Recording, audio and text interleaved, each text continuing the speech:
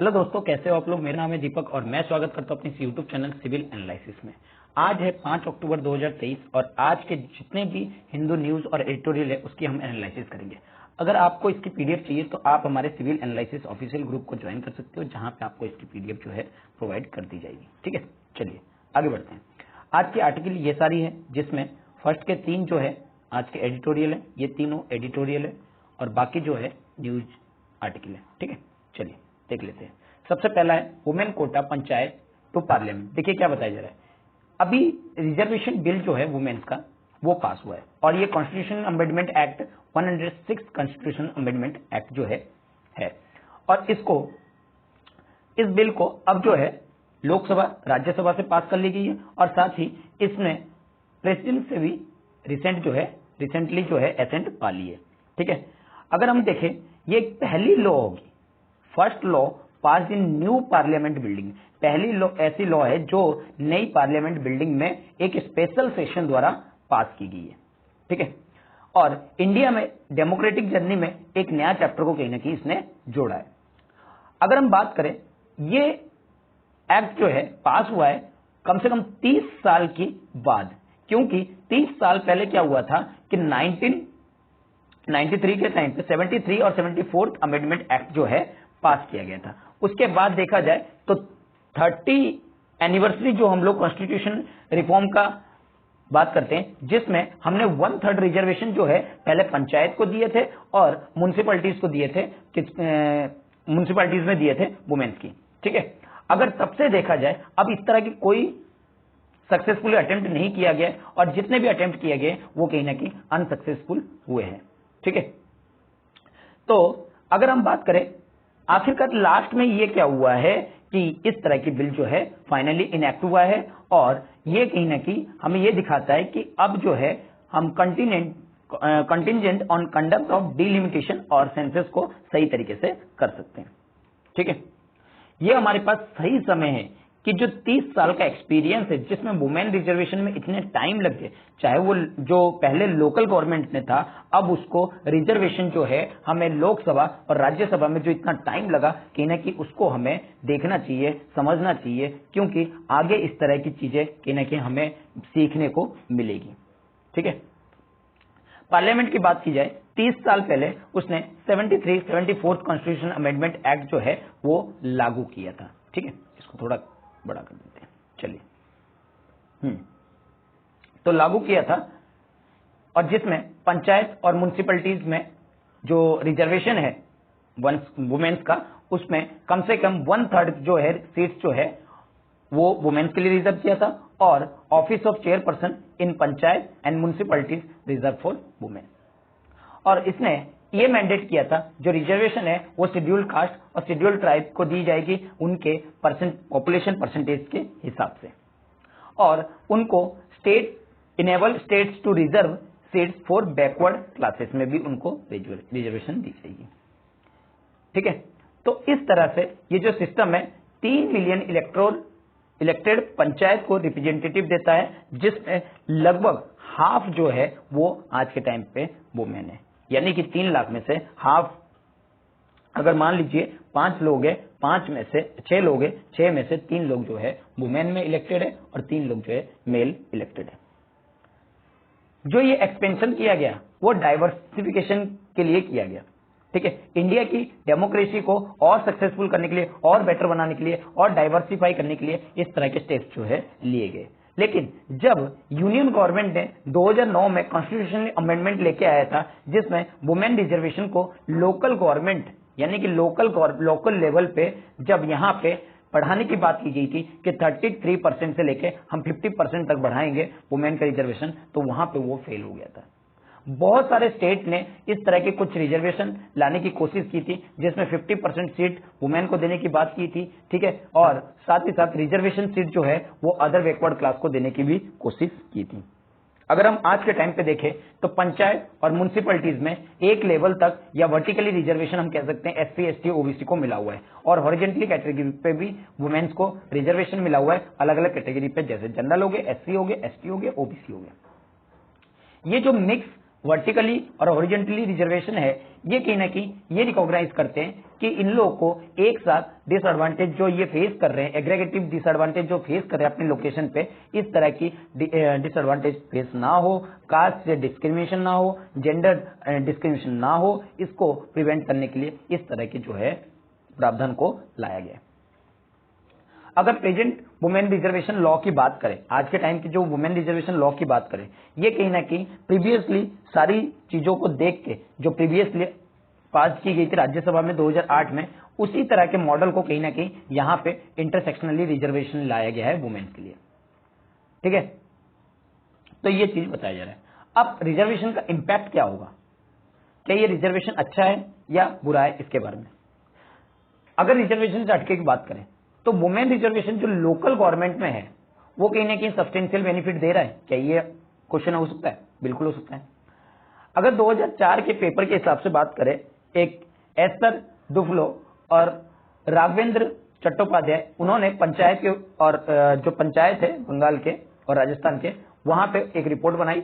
ठीक है, रिपोर्ट बनाई और उसमें जिक्र किया कि जो वुमेन लीडर है वो कहीं ना कहीं ज्यादा इन्वेस्ट करती है किसमें, पब्लिक गुड्स में, और इंक्रीज करती है वुमेन पार्टिसिपेशन को पंचायत की मीटिंग में, यानी कि जो मीटिंग होती है पंचायत की उसमें वुमेन्स का रोल कहीं ना कहीं काफी ज्यादा बढ़ जाता है। और ज्यादा इसको एक्सपेंडिंग करने के लिए 2011 में 11 स्टेट में मिसेस डफलो और उसके कुछ साथियों ने यह फाइंडिंग किया, जो वुमेन लेड पंचायत है कहीं ना कहीं हायर इन्वेस्टमेंट करती है पब्लिक सर्विस में, जैसे कि ड्रिंकिंग वाटर में, एजुकेशन में, रोड्स में, इन सब चीजों में ज्यादा वुमेन जो है खर्च करती है। एक 2010 के पेपर जो कि प्रणब ब्रंदन के द्वारा लाया गया और उनके कुछ दोस्तों के द्वारा, उन्होंने भी पाया कि वुमेन का जो रिजर्वेशन है वो कहीं ना कहीं टारगेटिंग करते हैं, जो बेकार हो चुके वेलफेयर प्रोग्राम है SC ST के लिए, उनको भी टारगेट करती है, लेकिन इनसे कोई इंप्रूवमेंट नहीं निकल के आ रहा है फीमेल हेडेड अगर हाउस होल्ड में है। ठीक है, अगर घर में वुमेन रहती है तो इस तरह से कोई इंप्रूवमेंट नजर नहीं आ रहा है। 2008 में एक पेपर लाया गया विजेंद्र राव के द्वारा और रघुवन के द्वारा, उन्होंने फाउंड किया कि भाई वुमेन लीडर जो है वो अलग अलग तरह के जो परफॉर्मेंस है मेल काउंटर पार्ट में, अगर बात की जाए साउथ इंडिया की तरफ, ठीक है, South India institute of institutional factor such as maturity of states panchayat system be more relevant, हम साउथ की तरफ ज्यादा रेलिवेंट देखते हैं। ठीक है, 2020 में भी अलेक्जेंडर ली ने और वरुण कारकू रामचंद्रन ने भी एग्जामिन किया दिल्ली में, और उन्होंने पाया जो रिजर्वेशन है वो कहीं ना कहीं less likely to elected for women OBC women and more likely to upper caste women, यानी कि जो ज्यादा वुमेन आ रही है वो अपर कास्ट से आ रही है और जो कम वुमेन आ रही है वो ओबीसी क्लास आ रही है। ठीक है, अब अनसर्टेनिटी फीचर्स ये क्या है, ये पाया गया जो इम्पैक्ट है वुमेन रिजर्वेशन का वो कोई स्ट्रेट फॉरवर्ड नहीं है।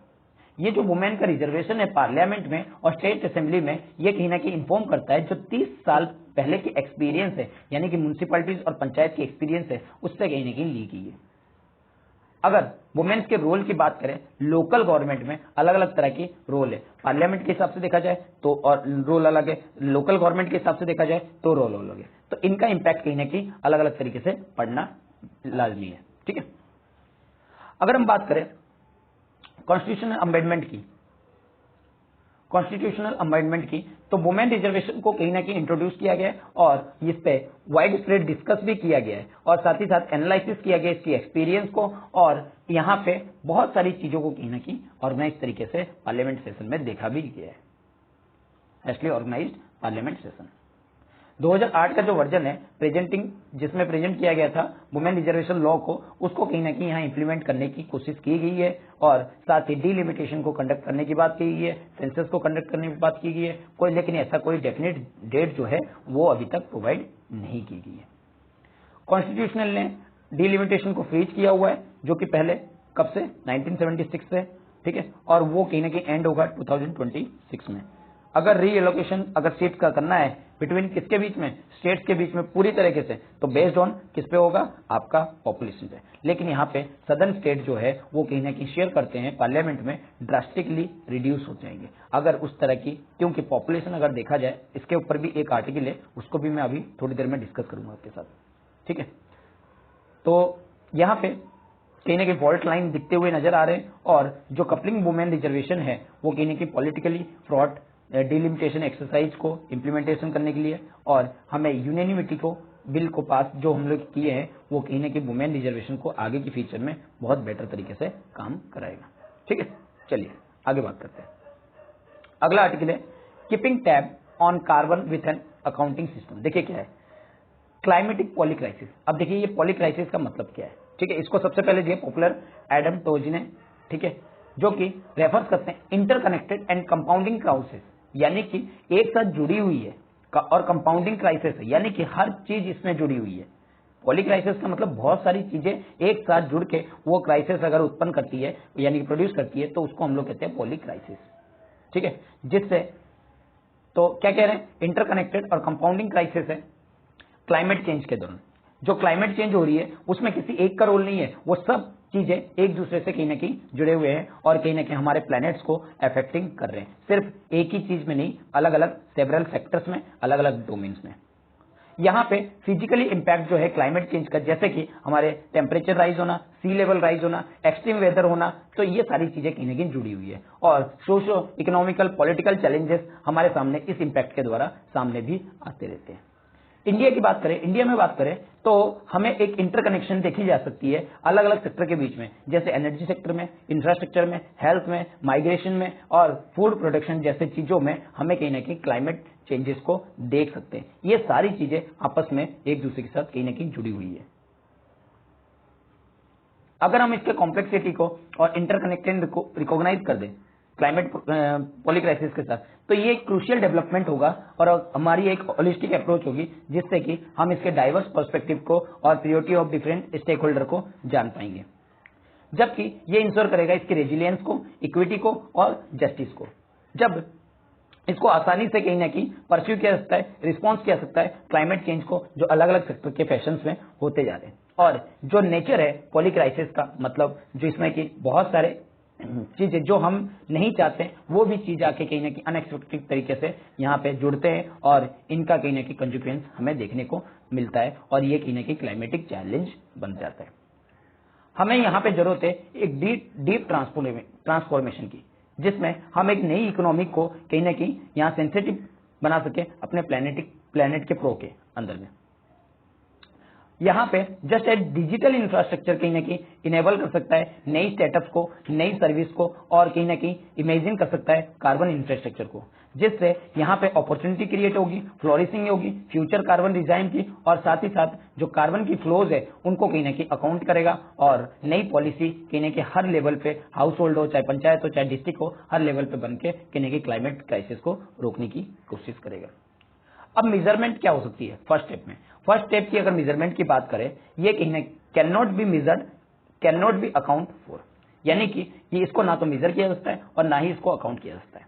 हमें कहीं ना कहीं जरूरत है यहाँ कार्बन एमिशंस को मेजर करने की इंडिविजुअल सिटीजन के बेस पे, यानी कि पूरे नेशन को देखने से पहले हमें इंडिविजुअल पे काम करना चाहिए और यहाँ पे इंक्लूड करना चाहिए सभी जहां से वो फ्लोज हो रहे हैं, यानी कि जहां से वो निकल रहे हैं। अगर एक बार हमने सिस्टम को प्लेस पे रख दिया, जो मेजरमेंट सिस्टम को अगर प्लेस पे रख दिया, तो हम यहाँ पे अकाउंटिंग सिस्टम को बिल्ड कर सकते हैं और यहाँ पे हम लोग हेल्प कर सकते हैं, बैलेंस कर सकते हैं कार्बन बुक्स को। यहाँ पे जो ऑथर बात कर रहे हैं फाइनेंशियल बैलेंस शीट की, फाइनेंशियल बैलेंस शीट की, ठीक है। इस शीट में क्या बताया गया कि देयर सोर्स होना चाहिए, एप्लीकेशन होना चाहिए कि भाई उस क्या यूज कर रहे हैं, क्या सोर्सेस है, तो वो सारी चीजें कहीं ना कहीं यहाँ पे होनी चाहिए, जिससे कि उनको कार्बन के बारे में पता चले। What if the same things is done for carbon, carbon के लिए क्या सेम थिंग्स यूज हो रहा है या कर रहे हैं। एग्जिस्टिंग कार्बन अकाउंटिंग की मेथोडोलॉजी, जैसे कि कार्तिक रमन्ना जी बता रहे, कैंपेन कर रहे हैं और उन्होंने ऑक्सफोर्ड में ऑलरेडी कैपेबल है और ट्रैकिंग की है कार्बन बैलेंस शीट को, और किस लेवल पे, कॉर्पोरेट लेवल पे। एक national carbon accounting NCA, national carbon accounting system को कहीं ना कहीं दोनों इवोल्यूशनरी तरीके से और रिवोल्यूशनरी तरीके से जनरलाइज आइडिया के रूप में लाना चाहिए और ये कहीं ना कहीं पूरे नेशन में होना चाहिए, चाहे वो इंडिविजुअल लेवल पे हो, चाहे वो हाउस होल्ड लेवल पे हो, या एक कार्बन अकाउंटिंग फ्रेमवर्क तो कम से कम इसके अंदर होना चाहिए। और इसके कारण से हम पैराडिग्म शिफ्ट कहीं ना कहीं, चेंजेस कहीं ना कहीं ला सकते हैं और सभी ह्यूमंस में और सभी नॉन ह्यूमन एक्टिविटी में जो वर्ल्ड में चल रहा है। और ये कहीं ना कहीं जरूरी है इंटरलाइज करने की, कार्बन को रिडक्शन करने की और हमारे गोल को बनाए रखने के लिए। अगर इमेजिन करिए कि भाई आपने कार्बन टैक्स रिटर्न फाइल अगर करना स्टार्ट कर दिया तो क्या होगा। तो इनकम टैक्स रिटर्न की जगह आपने कार्बन टैक्स रिटर्न करना स्टार्ट कर दिया तो क्या होगा। ये कहीं ना कहीं ओनली कार्बन टैक्स रिटर्न होगा और यहां पे ये होगा कि आप रिवोल्यूशनरी तरीके से पब्लिक फाइनेंस को कहीं ना कहीं ट्रिगर कर रहे हैं कि आप उनको कार्बन जो है उसको कैप्चर कीजिए, उसको वैल्यूएबल बनाइए, अकाउंटेड बनाइए और टैक्सेबल बनाइए। तो आप कार्बन अकाउंटिंग करेंगे कैसे। पब्लिक फाइनेंशियल जो है प्राइमरी मैकेनिज्म है डेवलपमेंट का, ठीक है। तो गवर्नमेंट यहां अपॉर्चुनिटी देती है कि भाई फंड देती है, आप अलग अलग तरह की डेवलपमेंट एक्टिविटीज करिए। तो हर एक कंपनी एक दूसरे को रोकने के लिए कॉम्पिटिंग करती है और वो जो रेवेन्यू, जो फंड जो है पब्लिक एक्सचेकर से जो फंड आता है टैक्स के द्वारा, रेवेन्यू जो आएगी उसको कहीं ना कहीं यूज किया जाएगा इंडिविजुअल एंटिटीज में, जैसे बिजनेस, हाउस होल्ड, जिससे कि वो कार्बन के इनफ्लो को या आउटफ्लो को, मनी के आउटफ्लो या इनफ्लो को इस्तेमाल कर सके। मनी अकाउंटिंग जो है एक इंटीग्रल सिस्टम है और सभी तरीके से इसको स्पेंड किया जाता है इंडिविजुअल के द्वारा individual to the Reserve Bank of India that help keep track circulation of money within system. यानी कि रिजर्व बैंक ऑफ इंडिया इसको सही तरीके से सर्कुलेशन कर सकती है इस मनी को, और ये विजिबल भी हो सकता है और पब्लिक फाइनेंशियल भी पॉसिबल हो सकता है। उसके अलावा हम देखें जो स्टॉक्स है या फ्लो ऑफ कार्बन है इसको ट्रेड नहीं कर रहे हैं ग्रेनुअली लेवल पे anywhere in the world as a result, जिसके कारण कोई भी पॉसिबिलिटी प्रोग्रेसिव जो है कार्बन टैक्स में हमें पैनलाइज तौर पे नहीं दिखता है। जो लार्ज बायर होते हैं जैसे पेट्रोल के या फिर कोई भी कंज्यूमर होते हैं अलग अलग चीजों के, एक प्रोग्रेसिव कार्बन टैक्स की यहाँ कहीं ना कहीं रिक्वायरमेंट है जिससे कि इनफ्लो और आउटफ्लो जो है कार्बन की वो ट्रैक में रह सके।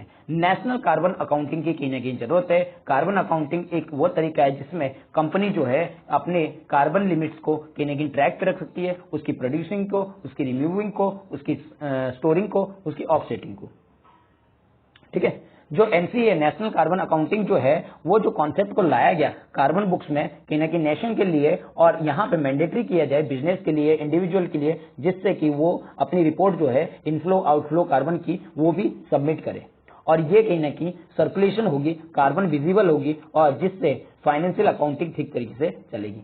दूसरे गुड्स और सर्विस जो कि फाइनेंस होती है और वो यूज करती है कार्बन सरप्लस का, specially if they are convertible between carbon accounting and rupees accounting, ठीक है। तो ये बात बता रहे हैं और यहाँ पे स्पेकुलेट किया जा रहा है कि फ्यूचर नेशन कहीं ना कहीं कार्बन बजट को में लाने की कोशिश करेगी, हेल्प करेगी हमारी इकोनॉमी में, जिससे कि जो नई टेक्नोलॉजी या नई फॉर्म्स ऑफ कलेक्शन एक्शंस है इन सबको जोड़ने की कोशिश करेगी, इंक्रीज इकोनॉमिक जीडीपी जो मनी टर्म में करेगी। तो ये सारी चीजों को कहीं ना कहीं यहाँ पे बताया गया है, ठीक है। तो और कुछ इसमें इंपॉर्टेंट नहीं है। चलिए आगे बात करते हैं redistribution of south accolade for north. देखिए यहां पे मैं इसको डायरेक्टली आपको समझा देता हूं। अगर ये हमारा इंडिया है, ठीक है, सपोज कीजिए यहां पे आपके सदर्न पार्ट चलते हैं, सदर्न एरिया और ये नॉर्दर्न एरिया। अगर हम सदर्न और नॉर्दर्न पार्ट को कंपेयर करें तो यहां पे पॉपुलेशन ज्यादा, यहां पे पॉपुलेशन कम। अब पॉपुलेशन ज्यादा है तो उनकी वोटिंग कॉन्स्टिट्यूएंसी जो होगी वो क्या होगी, इंक्रीज होगी, लेकिन सदन के हिसाब से देखा जाए तो ये कम होगी। और यहां पे इसकी अगर अभी भी हम देखें तो सदर्न एरिया में कहीं ना कहीं पॉपुलेशन डिक्रीज कर रही है। अगर पॉपुलेशन डिक्रीज करेगी तो इसका मतलब क्या होगी, इसकी कॉन्स्टिट्यूशनसी और लॉस होगी। लेकिन हमने कॉन्स्टिट्यूशन फिक्स कब कर रखा है, 1971 के तहत पे हमने फिक्स कर रखा है, ठीक है।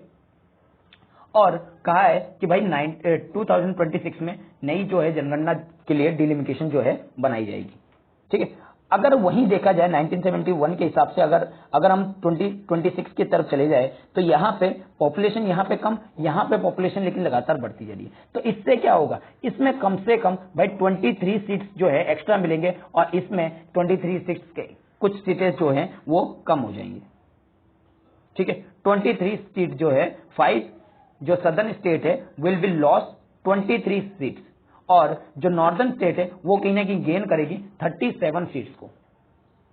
क्यों? क्योंकि पॉपुलेशन के बेस पे। और लॉस होगा तो कहीं ना कहीं जो हम कहते हैं इक्वलिटी बिफोर लॉ की, तो वो कहीं ना कहीं इक्वलिटी इसमें दिखती ही नहीं है। तो इसके लिए क्या हमें फैमिली प्लानिंग करना चाहिए? देखिए, पॉपुलेशन कंट्रोल तो एक लिमिट तक करना चाहिए, लेकिन ये नहीं कि आप टोटली रिस्ट्रिक्शन कर दो। आप अवेयरनेस फैला सकते हो, आप कैंपेनिंग कर सकते हो, आप अलग अलग नियम कानून बना सकते हो जिससे कि पॉपुलेशन को कंट्रोल किया जा सके। ठीक है। और इसके साथ अगर हम और भी चीजों को देखें, जैसे फिजिकल ट्रांसफर, हम बात तो करते हैं इक्वलिटी की, वर्टिकल हॉरिजॉन्टली डिस्ट्रीब्यूशन की, लेकिन क्या हॉरिजॉन्टली डिस्ट्रीब्यूशन सही तरीके से हो रहा है? अगर यहाँ पे यूपी, राजस्थान, बिहार जैसे स्टेट्स को देखें तो यहाँ पे प्रोडक्शन पर कैपिटल इनकम जो है कम है, प्रोडक्शन कम है, मैन्युफैक्चरिंग कम है, जबकि सदन में क्या है, मैन्युफैक्चरिंग ज्यादा है, लेकिन क्या है उनको इक्वल अमाउंट ऑफ शेयर मिल रहा है? नहीं मिल रहा है। जितना अमाउंट नॉर्दर्न को मिल रहा है उतना अमाउंट यहाँ नहीं मिल रहा है। क्यों? क्योंकि डिफरेंस जो आ जाती है पर कैपिटल इनकम की आ जाती है। तो इसी चीज की यहाँ पे बात की है। तो आप इसको एक बार इस आर्टिकल को अपने तौर से पढ़ने की कोशिश कीजिए। ठीक है, चलिए आगे बढ़ते हैं। अगला आर्टिकल है new defence indigenous list as futuristic weapon. देखिए, हम आत्मनिर्भर भारत की तरफ बढ़ रहे हैं। उसके लिए हमें क्या चाहिए? हमारी प्रोडक्शन हमारे यहीं पे होना चाहिए, और उसके लिए हम दूसरे जो कंट्रीज है उनके ऊपर डिपेंडेबल ना हो। जैसे हुआ था ना चिप के मामले में, हमने लॉकडाउन के टाइम पे चाइना के ऊपर और जो आपके ताइवान के ऊपर ज्यादा ही रिलाई कर बैठे। या फिर आप मेडिसिनल जो इंग्रेडिएंट की देखिए तो वहां पे भी हमने चाइना के ऊपर डिपेंडेबल बनाए रखी।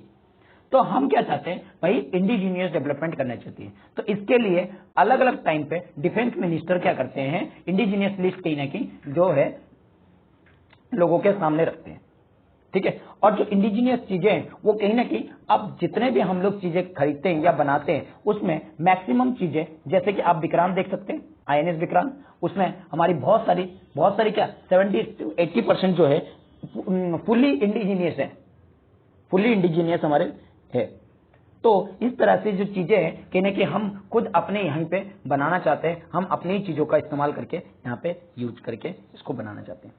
तो डिफेंस मिनिस्टर ने यहाँ पे वेडनेसडे को 5th पॉजिटिव इंडिजीनियस लिस्ट, जिसमें 98 आइटम्स को प्रोक्यूर किया गया है, उसको रिलीज किया है फ्री सर्विस के लिए for domestic sources in the stagger manner में। ठीक है। और इन्होंने नेवी को अपडेट किया है जो इंडिजीनियस रोड मैप है स्वावलंबन 2.0 के बारे में। डिपार्टमेंट ऑफ मिलिट्री अफेयर्स ने यहाँ पे इस लिस्ट को कंपाइल किया है और अलग अलग राउंड में कंसल्टेंस किया है और उसके बाद सभी स्टेक होल्डर से बात किया है, जिसके कारण से इस चीज को रिलीज कर दिया गया। और important platform, weapon system, sensor, munition जो कि डेवलप कर जा सकते हैं, उसको ट्रांसलेट किया जा सकता है अगले 10 ईयर तक। अगर हम प्लेनरी सीजन की बात करें, स्वावलंबन 2.0 की जो बात करता है, जिसमें 2 डे का सेमिनार हुआ था national innovative and indigenous organisation में, जहां पे हमारे जो डिफेंस मिनिस्टर है उन्होंने लॉन्च किया था 76 चैलेंजेस को industry under the 10th development India startup challenge के रूप में, यानी कि डिस्क 10 के रूप में इसको लॉन्च किया था। और disc 10 prime of innovation for defence acceleration, यानी कि आईडेक्स के अंदर डिफेंस प्राइम को डिस्क 10 प्राइम को इनोवेट किया था। और 5 प्रॉब्लम स्टेटमेंट जैसे कि अंडर IDX में दिया गया है अलग अलग तौर पे। ठीक है। तो यहाँ पे ये क्या कर रहे हैं? यहाँ पे हमारे एडवांस कोलैबोरेशन कर रहे हैं टेक्नोलॉजी के साथ, और यहाँ पे जो टेक्नोलॉजी है वो इंडिजीनियस बनाने की कोशिश की जा रही है। यहाँ पे अगर बात की जाए, जो डिपार्टमेंट है वो पहले भी इस तरह की 4 लिस्ट ला चुकी है, जिसमें 441 मिलिट्री आइटम्स को इंक्लूड किया गया है, और जो एडिशनल 4 लिस्ट है वो डिफेंस पब्लिक सेक्टर अंडरटेकिंग के अंदर में किया गया है। ठीक है। तो ये चीज को ध्यान में रखना है। आपके कितने आइटम को 98 आइटम को कहीं ना कहीं अब जो है प्रोक्यूर किया गया है और लिस्ट को जारी किया गया है, स्वावलंबन स्कीम स्वावलंबन 2.0 के तहत लाया गया है। ठीक है। तो ये सारी चीजों को ध्यान में रखनी है। चलिए आगे बढ़ते हैं। 7 days as a glacial lake burst in Sikkim. देखिए, यहां पे 7 लोगों की कहीं ना कहीं डेथ हो चुकी है और बहुत सारे इंजर भी है और बहुत सारे मिसिंग भी है। जो ये फ्लड आई है कहां पे? आपके सिक्किम में, ये माना जा रहा है कहीं ना कहीं जो लेक है वो उसका एरिया जो है स्पेंडिंग हुआ है, किस वजह से? Gradually melting of Himalaya glacier. और ये किस कारण से? भाई आप लिख सकते हो क्लाइमेट चेंज के कारण से। ठीक है, इसके वजह से क्या हुआ? सडनली ओवरफ्लो हो गया और तीस्ता रिवर में इनएडुकेट तरीके से पानी कहीं ना कहीं ओवरफ्लो स्टार्ट हो गया। इसके वजह से जो चुंगथांग डैम है, ध्यान रखना चुंगथांग डैम, ठीक है, ये डिस्ट्रॉय हो गया और एक की component of state largest hydro project था ये, और हाईवे, विलेज और टाउन कहीं ना कहीं वॉस्ट अवे हो चुके हैं। यहाँ पे सिचुएशन बाकी बहुत ज्यादा खराब हो रखी है। गैंगटोक हो गया, पिक्योंग हो गया, नामची हो गया, या और साथ ही साथ 22 आर्मी पर्सन, एक्चुअली में 23 आर्मी पर्सन थे, लेकिन एक पर्सन को रिकवरी कर लिया गया है और 22 अभी भी मिसिंग है। जो साउथ की लोनाक लेक है, जो नॉर्थ सिक्किम में है, नॉर्दर्न सिक्किम में, आपको इसको लोकेट आज कर लेना है, जिसमें ये सिचुएटेड है लगभग 5200 metre above the sea level में। जो लेक है वो कहीं ना कहीं ओवर द ईयर से एक्सपेंड कर रहा है और पॉसिबली है वो किस कारण से कि भाई आगे से जो आपका आइस है वो कहीं ना कहीं मेल्टिंग हो रही है। हाफ ऑफ लेक कहीं ना कहीं सूख चुके हैं।